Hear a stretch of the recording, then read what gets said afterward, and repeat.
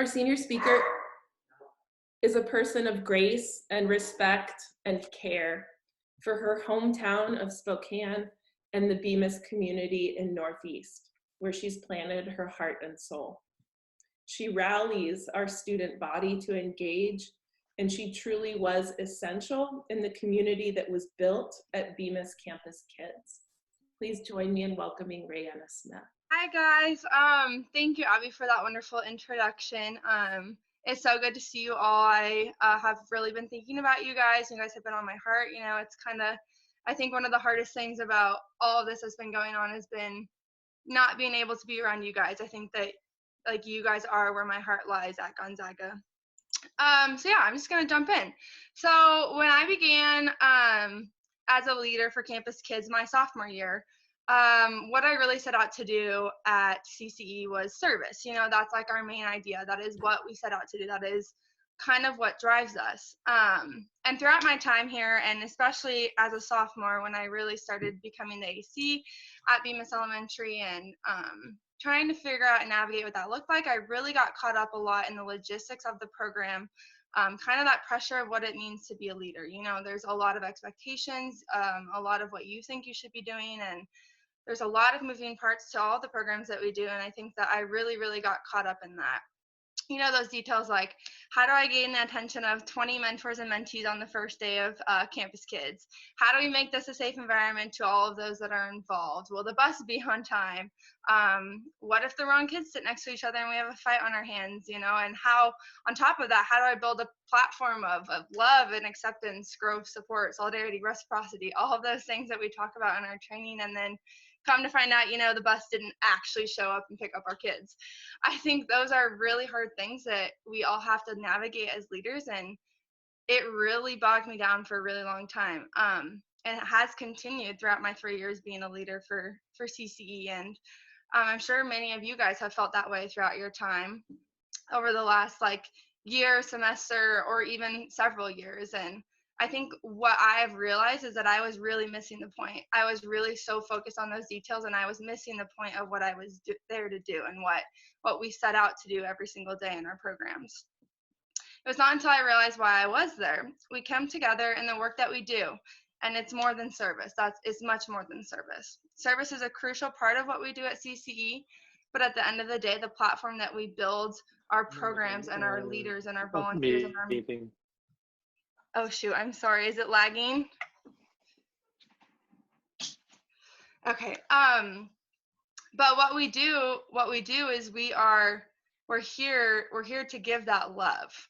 And I realized that I was really missing that point. We guide our mentors and our volunteers and even each other in that love.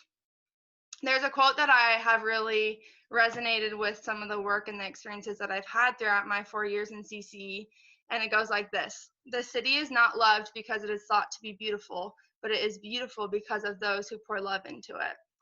Spokane truly is beautiful because of the individuals who pour love into it every single day.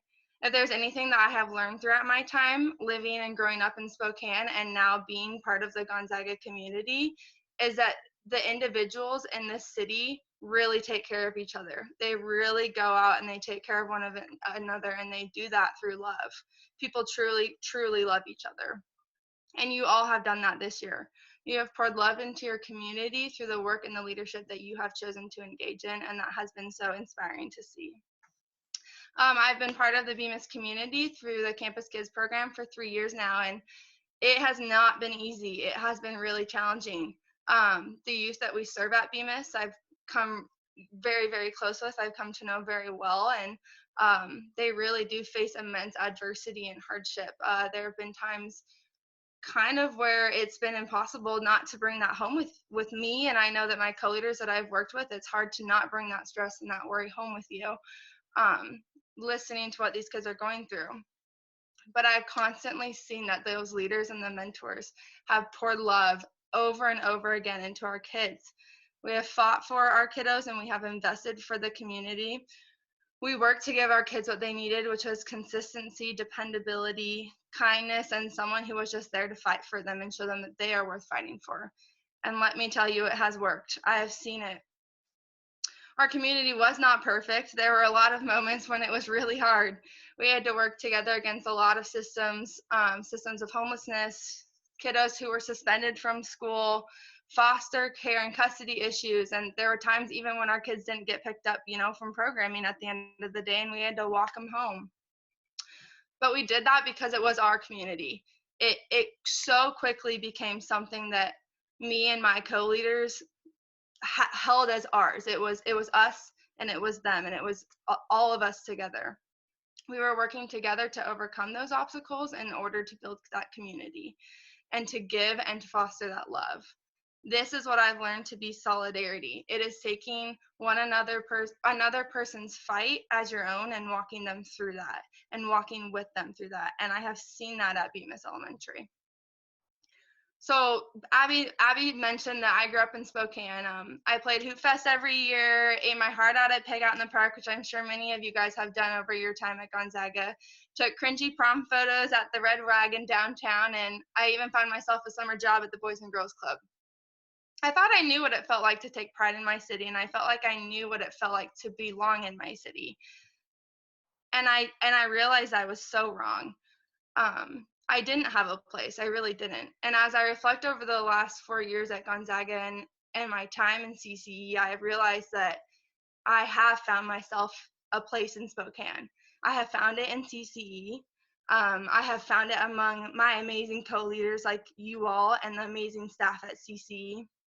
I have found it within Campus Kids, and I have found it at Bemis Elementary. And those relationships with my kiddos and my mentors and my co-leaders. That is where I found my place in Spokane. That quote that I mentioned earlier, it's so true.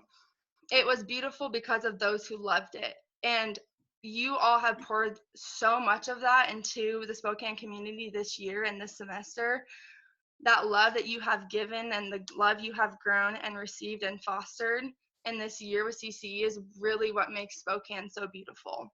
You have chosen to be for and with others. And I know it can be really hard at times, but that love that you act with, it makes that difference. It makes belonging for people.